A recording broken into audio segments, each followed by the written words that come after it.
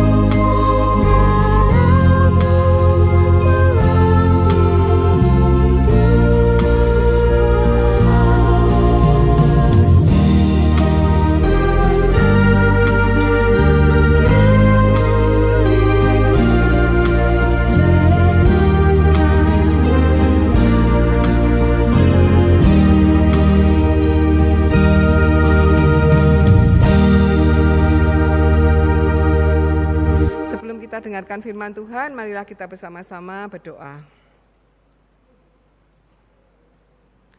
Terima kasih Tuhan untuk kasih setiamu.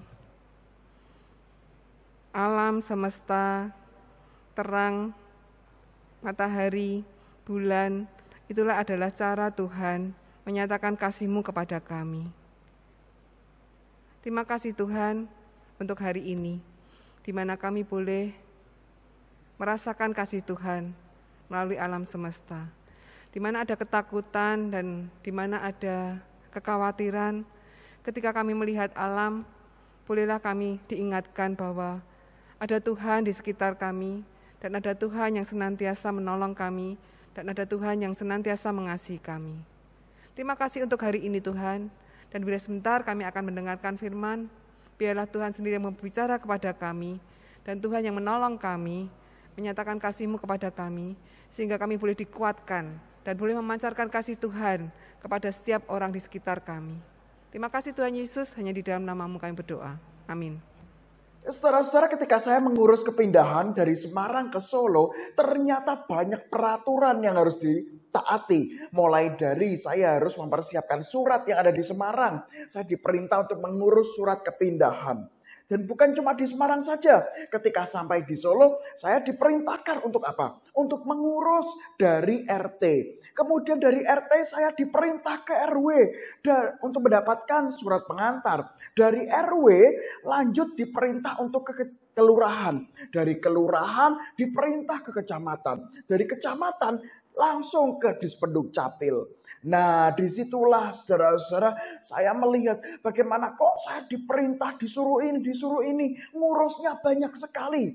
Harus ke sana ke sini, harus fotokopi ini, fotokopi itu.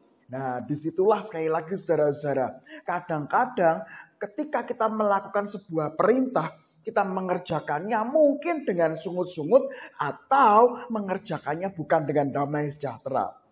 Nah, dan perintah ini banyak kita temui dalam kehidupan sehari-hari. Termasuk ketika kita menjadi orang Kristen, kita pun diperintah untuk mengerjakan firman Tuhan. Nah, berbicara soal perintah, ternyata kita melihat bagaimana di dalam Alkitab, Simon pernah diperintah oleh Tuhan Yesus. Dan kita akan melihat perintah apakah yang diberikan oleh Tuhan Yesus kepada beberapa murid perdananya. Kita buka bersama-sama saudara-saudara Alkitab kita. Dari Lukas pasal yang kelima, kita akan membaca ayat yang pertama sampai yang ketujuh. Sekali lagi Lukas pasal yang kelima ayat yang pertama sampai yang ketujuh. Demikian firman Tuhan. Pada suatu kali Yesus berdiri di pantai danau Genesaret. Sedang orang banyak mengerumuni dia hendak mendengarkan firman Allah. Ia melihat dua perahu di tepi pantai. Nelayan-nelayannya telah turun dan sedang membasuh jalannya. Ia naik ke dalam salah satu perahu itu, yaitu perahu Simon. Dan menyuruh dia supaya menolakkan perahunya sedikit jauh dari pantai. Lalu ia duduk dan mengajar orang banyak dari atas perahu.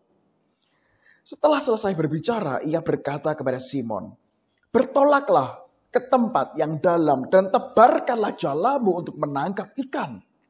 Simon menjawab, "Guru, telah sepanjang malam kami bekerja keras dan kami tidak menangkap apa-apa.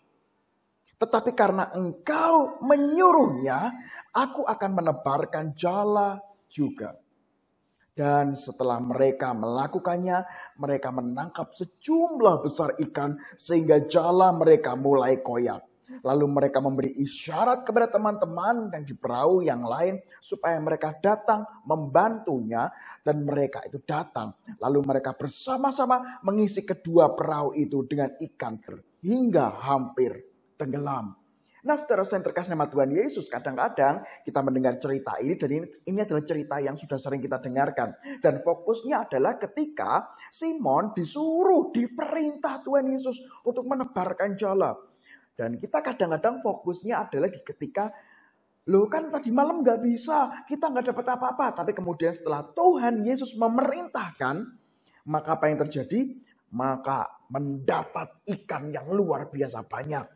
Nah, kita mencoba untuk menggeser fokusnya bukan kepada ikan yang akhirnya banyak ditemui oleh Simon. Tetapi bagaimana ayat yang kelima berkata, "Guru," ini kata Simon ya saudara-saudara ya, "telah sepanjang malam kami bekerja keras dan kami tidak menangkap apa-apa. Tetapi karena engkau menyuruh." Nah, kata kuncinya adalah ini saudara-saudara. Tapi karena Tuhan Yesus menyuruh, maka Simon mengerjakannya. Saudara-saudara terkasih nama Tuhan Yesus, disinilah kita melihat ketika Tuhan Yesus memerintahkan sesuatu dan Simon melakukannya. Artinya apa saudara-saudara? Di sini kita melihat ketika Tuhan memerintahkan sesuatu, kita merenungkan bahwa perintah Tuhan itu pasti akan membawa kebaikan. Pasti akan membawa sesuatu yang memberkati bagi orang yang diperintahkan. Termasuk dalam bacaan kita adalah bacaan. Kita melihat bagaimana Simon mengerjakan perintah Tuhan. Oleh sebab itu saudara-saudara yang terkasih sama Tuhan Yesus, terkadang kita mengerjakan perintah Tuhan melalui apa yang dikatakan dalam Alkitab atau dituliskan oleh Alkitab. Kadang-kadang kita mengerjakannya dengan suasana yang mungkin keterpaksaan. Sama seperti ketika tadi saya mengerjakan proses perpindahan, mengurus surat pindah. Diperintah ini, diperintah itu. Mungkin kita mengerjakan perintah Tuhan juga. Mungkin bukan dengan hati yang besar. Mungkin bukan dengan hati yang rela. Mungkin bukan dengan sukacita. Mungkin dengan keterpaksaan. Ya, saya ke gereja ya karena disuruh. Atau saya ya ke gereja, kalau enggak nanti takut. Kalau dibilangin orang ini itu. Saya melayani ya karena saya disuruh. Atau saya diwajibkan. Atau mungkin saya mengerjakan perintah Tuhan apapun mungkin dengan keterpaksaan. Nah saudara-saudara, hari ini kita melihat bahwa apapun yang diperintahkan Tuhan itu pasti membawa kebaikan. Pasti membawakan sesuatu yang memberkati. Makanya di dalam perintah Tuhan tidak akan pernah menuju ke kecelakaan. Tidak akan pernah membawa orang yang diperintahkan itu untuk menuju ke dalam kebinasaan atau kerugian. Tetapi setiap perintah Tuhan selalu membawa kepada kebaikan. Kita lihat saudara-saudara, tidak usah jauh-jauh dalam 10 hukum. Contohnya misalnya ya ini yang paling istilahnya paling jelas 10 hukum saudara-saudara. Kita masih ingat ya 10 hukum ya perintahnya yang diberikan oleh Tuhan kepada bangsa Israel. Dan ini tetap relevan dalam perjanjian baru dan relevan juga kepada kita saat ini. Mulai dari jangan menduakan Allah. Allah adalah satu-satunya yang kita sembah. Kemudian yang kedua, jangan membuat dan menyembah patung. Yang ketiga, jangan mempermainkan nama Tuhan. Kemudian yang keempat, yaitu adalah hari Sabat. Yang kelima, hormatilah orang tuamu. Yang keenam, jangan membunuh. Yang ketujuh, jangan berzina. Yang kedelapan, jangan mencuri. Yang kesembilan, jangan bersaksi dusta. Dan yang ke-10, jangan mengingini. Kita lihat saudara-saudara. Memang ketika kita melihat, wah ini kan berarti sulit banget. Tidak boleh ini, tidak boleh itu. Eits, saudara-saudara. Lihat dari sisi yang berbeda. Lihatlah dari sisi yang positif, yaitu adalah ketika kita mengerjakan perintah Tuhan, maka sebetulnya itu akan membawa kedamaian. Misal contoh saudara-saudara, yaitu adalah perintah ke-9 misalnya. Jangan bersaksi dusta. Atau kita harus dituntun untuk hidup jujur, bahasa positifnya ya. Nah ketika kita berbohong, ketika kita melakukan kesaksian yang palsu, maka hidup kita nggak akan sejahtera saudara-saudara. Karena ketika kita bohong, maka kita akan membuka celah untuk kebohongan yang lain. Ya, kita akan lihat ya orang-orang yang berbohong, orang-orang yang koruptor, ditanyain, kemudian dia berkelit. Dan ketika dia berkelit, maka akan membuka kebohongan yang lain. Dan kebohongan yang satu akan membuka lagi kebohongan yang lain. Dan apakah itu membawa sejahtera, saudara-saudara? Enggak. Gitu. Enggak akan membawa damai sejahtera. Saya pernah berbohong dengan orang tua saya. Ya, saya seharusnya meminta tanda tangan karena saya melakukan sebuah kesalahan, tapi saya berbohong. Saya tidak ngaku. Nah, pagi harinya guru saya tanya, kamu sudah ngaku sama orang tuamu belum? Sudah minta tanda tangan belum? Nah, udah saya bohong lagi ya kan, sudah membohongi orang tua, saya membohongi guru saya. Oh, mama saya sakit bla bla bla bla bla bla. Nah, saudara-saudara, contoh yang tadi memperlihatkan kita diingatkan bahwa kita diperintah Tuhan untuk melakukan kejujuran. Dan ketika kita tidak mengerjakannya, itu yang rugi kita sendiri. Bukan Tuhan yang memberi perintah, tetapi kita yang diperintah yang akan rugi. Karena ketika kita bohong, gak jujur, maka kita akan tergoda untuk melakukan kebohongan lainnya. Dan itu membuat hati kita berdebar-debar dan tidak ada damai sejahtera. Oleh sebab itu saudara saya yang terkasih nama Tuhan Yesus, setiap perintah Tuhan tidak akan pernah membawa kepada kekacauan, tidak akan pernah membawa kepada ketakutan, tidak akan pernah membawa kepada dosa. Tetapi perintah Tuhan akan membawa kita di tempat lebih baik lagi. Dan yang utama adalah perintah Tuhan membuat Anda dan saya hidup dalam kedamaian. Amin. Kita berdoa saudara-saudara. Sungguh suatu anugerah ya Tuhan ketika saat ini kami boleh diingatkan ketika kami mengerjakan perintah Tuhan. Kami mungkin suruh baca Alkitab, kami beribadah, kami bersekutu, kami bersaksi melayani. Dan melakukan perintah Tuhan apapun termasuk 10 hukum. Mungkin saat ini kami menjalaninya dengan sungut-sungut. Mungkin kami menjalaninya dengan setengah hati. Mungkin kami menjalaninya tidak dengan sukacita. Namun firman Tuhan hari ini mengingatkan kami agar kami mengerjakannya dengan sukacita. Karena kami yakin apapun yang diperintahkan Tuhan akan membawa kebaikan. Akan membawa sesuatu berkat. Akan membawa kedamaian terhadap kami yang melakukan. Oleh sebab itu Tuhan, mampukanlah kami untuk terus-menerus setia dan mengerjakan perintah Tuhan. Kami tahu ini mungkin sulit, kami tahu mungkin ini ada tantangan besar, tapi kami lebih tahu melalui kuat kuasa Roh Kudus, kami terus-menerus dikuatkan, kami dimampukan untuk mengerjakan perintah Tuhan.